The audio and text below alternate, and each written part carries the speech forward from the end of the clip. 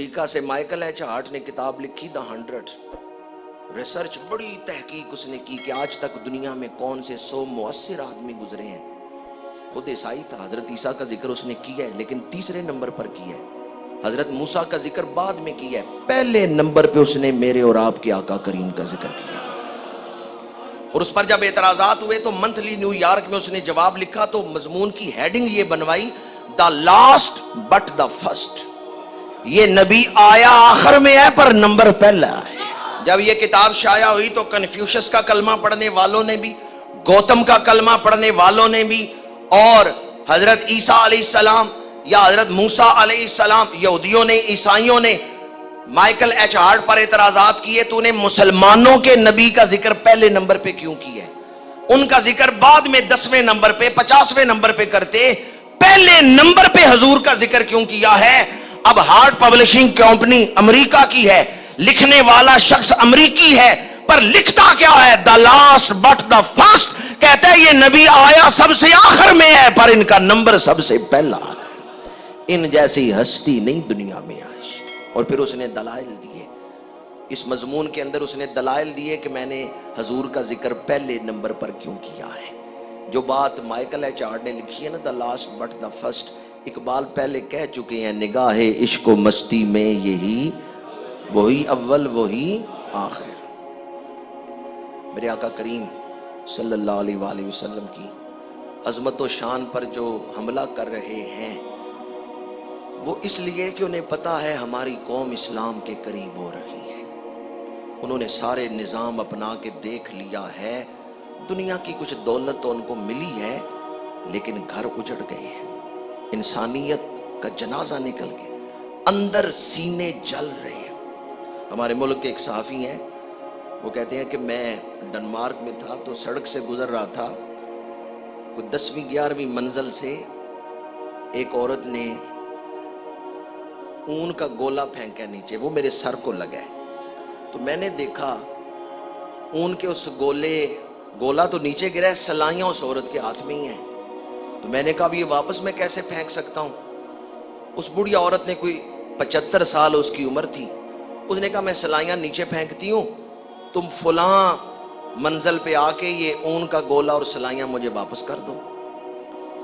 وہ کہتے ہیں میں وہ اون کا گولا اور سلائیاں لے کے گیا، جو نمبر اس نے بتایا تھا اس کمرے میں گیا. 80 سال کا بابا تھا، 75 سال کی بوڑھی عورت تھی، دو ہی اس گھر میں رہتے تھے. عورت سویٹر بن رہی تھی اور وہ سویٹر کسی بچے کا سویٹر لگتا تھا.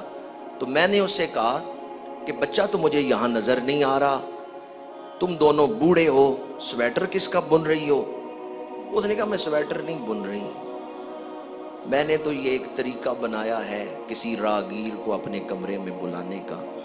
ہماری اولاد ہمیں تنہا چھوڑ گئی ہے، سارا دن رات میں اور میرا خامند اکیلے ہی بیٹھے رہتے ہیں، باتیں ختم ہو جاتی ہیں، کوئی بات ہی نہیں رہتی جو ہم کریں.